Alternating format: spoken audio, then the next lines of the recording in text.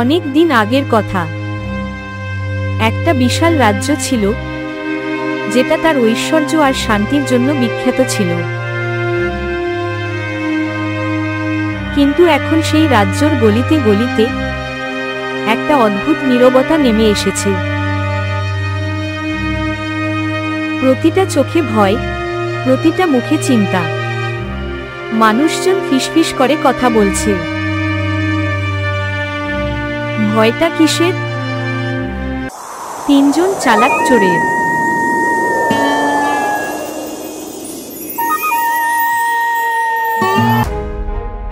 ওরে বাবা, ওরে বাবা, আমার দামি হারটা চুরি হয়ে গেল।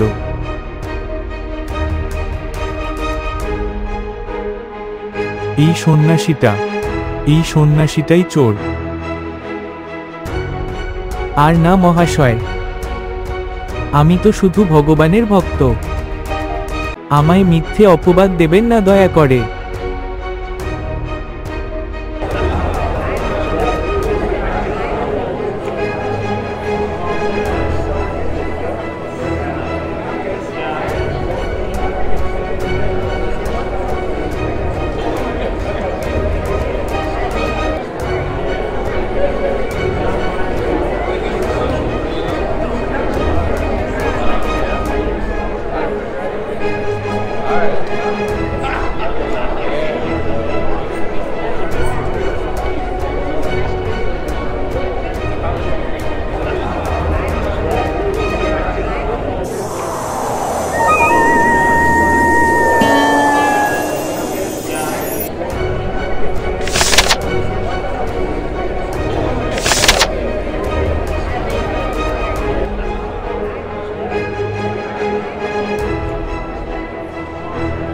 আরে, এই ব্যবসায়ীটা তো একটু আগেও সাধু ছিল। এটা কিভাবে সম্ভব? এই চোররা কিন্তু সাধারণ চোর ছিল না।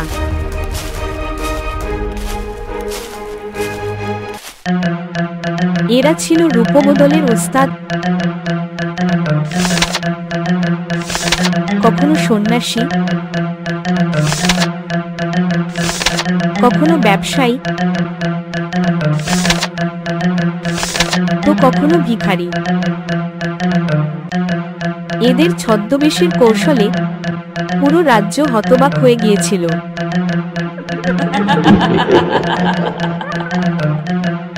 ওদের আসল মুখ কেউ কোনোদিন দেখতে পায়নি।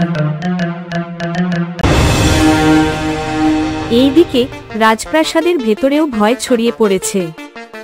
রাজা তার সিংহাসনে বসে আছেন, কিন্তু মনে চলেছে অস্থিরতা। প্রজারা এখন আর সন্ন্যাসী, ব্যবসায়ী কিংবা ভিখারিদের বিশ্বাস করতে পারছে না। রাজ্যের শান্তি যেন এক ভয়ঙ্কর ঝড়ের মুখে। এই রাজ্য এখন ভয় আর অবিশ্বাসে ডুবে গেছে। যে সন্ন্যাসী আশীর্বাদ দিতে আসে, মানুষ তাকেও চোর ভাবছে। ওই তিন চতুর চোর আমাদের শান্তি কেড়ে নিয়েছে। মহারাজ, এই চোরগুলোকে ধরতে হলে আমাদের বিশেষ কিছু ব্যবস্থা নিতে হবে। ওরা বারবার ছদ্মবেশ বদলায়, তাই চিনে ফেলা খুব কঠিন হয়ে দাঁড়িয়েছে। আমি আমার সবচেয়ে বিশ্বস্ত গুপ্তচরদের এই কাজে লাগাবো। এবার এই চোররা আর রেহাই পাবে না।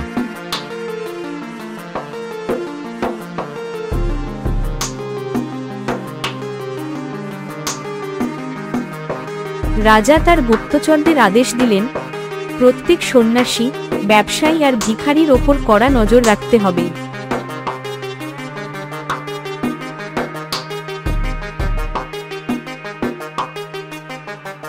কিন্তু ব্যাপারটা কি সত্যিই এত সহজ? ওদিকে সেই তিন চতুর চোর আবার বসেছে, তাদের পরবর্তী আঘাতের ছক আঁকতে। রাজা আমাদের ধরার তোড়জোড় করছে ঠিকই, কিন্তু ওর কি জানা আছে আমরা আগামী আঘাতের জন্য পুরোপুরি তৈরি?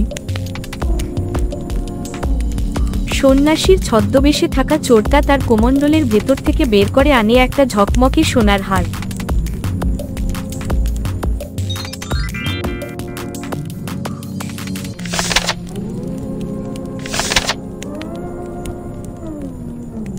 ভাইরা, এখন আমাদের কিছু বড় করতে হবে। এমন একটা চুরি যাতে পুরো রাজ্য কেঁপে ওঠে। ব্যবসায়ীর ছদ্মবেশে থাকা চোরটা বের করে আনে একটা ভুয়া রাজমোহর, দেখতে একেবারে প্রাসাদের শাহী ছাপের মতো।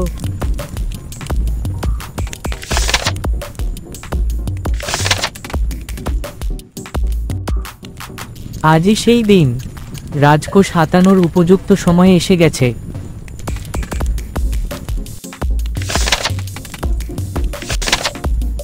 তিনজন একে অপরের দিকে তাকিয়ে হেসে ওঠে, চোখে মুখে শুধুই ধূর্ততা আর পরিকল্পনার ঝলক।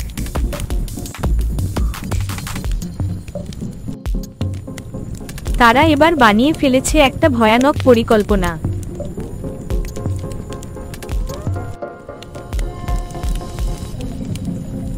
এবার টার্গেট রাজপ্রাসাদের খাজাঞ্চিখানা।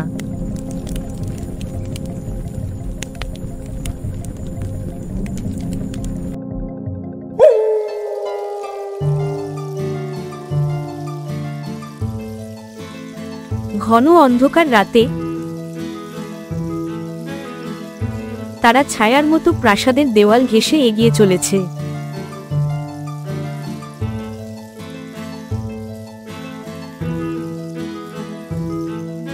রাধুনির ছদ্মবেশে আমি মহলের ভিতর ঢুকব। প্রহরীরা আমায় কিছু জিজ্ঞেসও করবে না।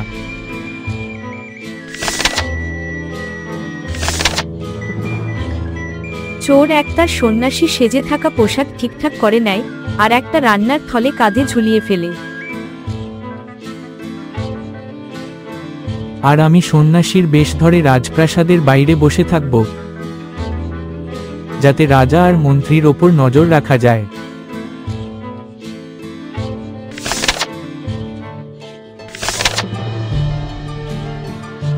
চোর 2 সন্ন্যাসীর ছদ্মবেশে একটা ছোট ছুরি বের করে লুকিয়ে ফেলে ভেতরে।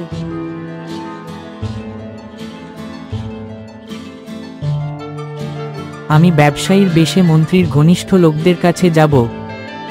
ওখান থেকেই রাজকোষের গোপন খবর বের করার চেষ্টা করব।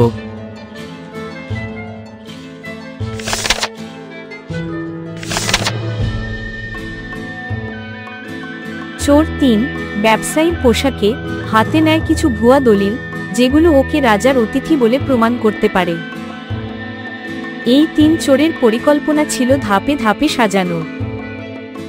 কিন্তু রাজা আর তার গুপ্তচররা কি এই ছলচাতুরিকে ধরে ফেলতে পারবে?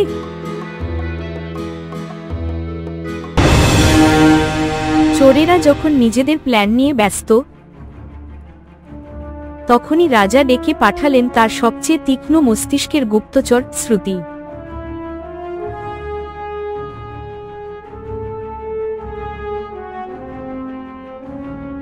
তার বুদ্ধিমত্তা আর সাহসে ছিল রাজার অগাধ আস্থা। শ্রুতি, রাজ্যে চোরদের তাণ্ডব ক্রমশ বেড়ে চলেছে। এরা সন্ন্যাসী, ব্যবসায়ী আর ভিখারির ছদ্মবেশে ঘুরে বেড়ায়, কিন্তু এদের আসল চেহারা কেউ জানে না। এবার সময় এসেছে এই অন্ধকার কাজের শেষ টেনে দেওয়ার। মহারাজ, এই চোরেরা যতটা চালাক, আমাদের পরিকল্পনা তাদের 2 কদম এগিয়ে থাকবে। আমি ওদেরকেই ওদের ফাঁদে ফেলব।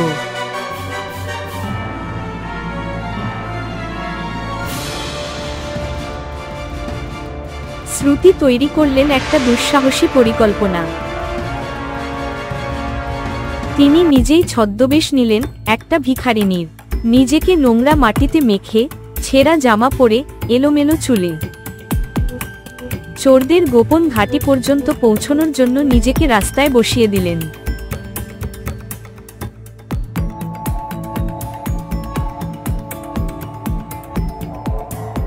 ওই ভিখারিনটা কেমন যেন অদ্ভুত দেখাচ্ছে।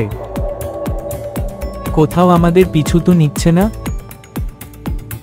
ওরে, একটা গরিব মেয়ে মানুষ ছাড়া আর কিছুই তো না। আমাদের শত্রুরা তো স্বপ্নেই আমাদের ধরার কথা ভাববে। সাবধান হও, রাজা চারপাশে গুপ্তচর ছড়িয়ে রেখেছে। আমাদের একদমই ভুল করা চলবে না। শ্রুতি নিঃশব্দে দাঁড়িয়ে ওদের সব কথা শুনছিলেন। ওর চোখে স্পষ্ট একটা গভীর ষড়যন্ত্র ফাঁস হতে চলেছে।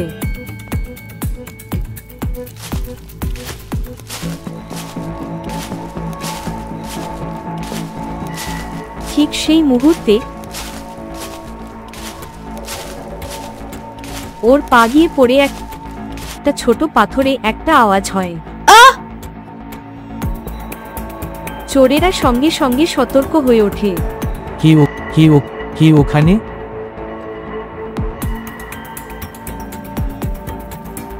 দুদিন ধরে না খেয়ে আছি বাবুজি, একটু দয়া করুন, কিছু দিন। তিন চোর একে অপরের দিকে সন্দেহে ভরা চোখে তাকায়, তারপর আবার সামনে এগিয়ে যায়। শ্রুতি নিঃশব্দে ওদের পিছু নেয়, পরবর্তী পরিকল্পনার গন্ধ পেতে। পরের রাত চোরেরা এবার শেষ চেষ্টা করছে খাজাঞ্চিখানায় ঢোকার, কিন্তু ওরা জানতো না এবার ওদের প্রতিটা পায়ে নজর রাখছে শ্রুতি। যেই মুহূর্তে আমি ধনভাণ্ডারের দরজা খুলব, সঙ্গেই ইশারা করব, তৎক্ষণাৎ আমরা তিনজন একসাথে দৌড় দেব। যদি কেউ আসে, আমি মন্ত্র পড়ে সবাইকে বিভ্রান্ত করব। সবাই ভাববে আমি কোনো দিব্য মহাত্মা। ওরে ভাইয়েরা, আর দেরি নয়। যদি রাজার কানেও কিছু যায়, তাহলে আমাদের পালানোর কোনো পথ থাকবে না। শ্রুতি গাছের আড়াল থেকে ওদের প্রতিটা শব্দ শুনছিলেন, মুখে গভীর মনোযোগ। হঠাৎ একটা বিড়াল ঝোপের মধ্য থেকে লাফিয়ে বেরিয়ে আসে। কি কি কি ছিল ওটা? মনে হচ্ছে কেউ দেখছে আমাদের। শ্রুতি সঙ্গে সঙ্গে একটা পাথর কুড়িয়ে নিয়ে ছুঁড়ে ফেলে অন্যদিকে, যাতে চোরদের মনোযোগ অন্যখানে যায়।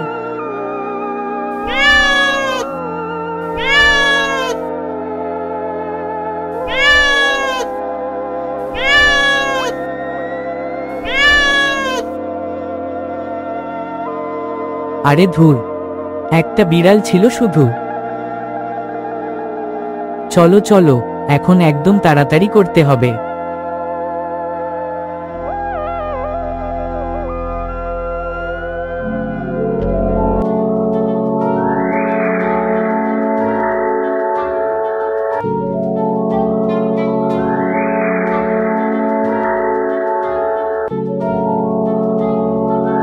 চোরেরা ঠিক যখন তিজোরির দরজা খুলল, চারপাশে জ্বলে উঠল অসংখ্য তরবারির ঝলক। চারদিক থেকে সৈন্যরা ঘিরে ফেলল ওদের। এটা কি হচ্ছে?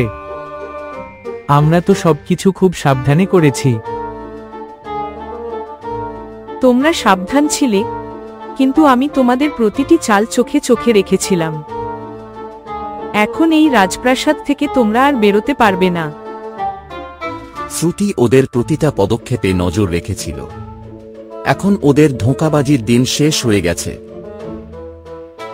আমরা ঠকলাম কি করে? এই ফাঁদে পড়লাম কিভাবে? তোমরা যত মুখোশ পড়েছ, আমি প্রতিটা মুখোশের আড়ালে লুকিয়ে থাকা আসল মুখ চিনে নিয়েছি। এখন তোমরা রাজাধিরাজের বিচার থেকে বাঁচতে পারবে না। তিন চোর নিজেদের তৈরি করা ফাঁদে নিজেরাই জড়িয়ে পড়ল। রাজা শ্রুতি বুদ্ধিমত্তার তারিফ করলেন, আর রাজ্যে ফিরে এল সেই বহু প্রতীক্ষিত শান্তি।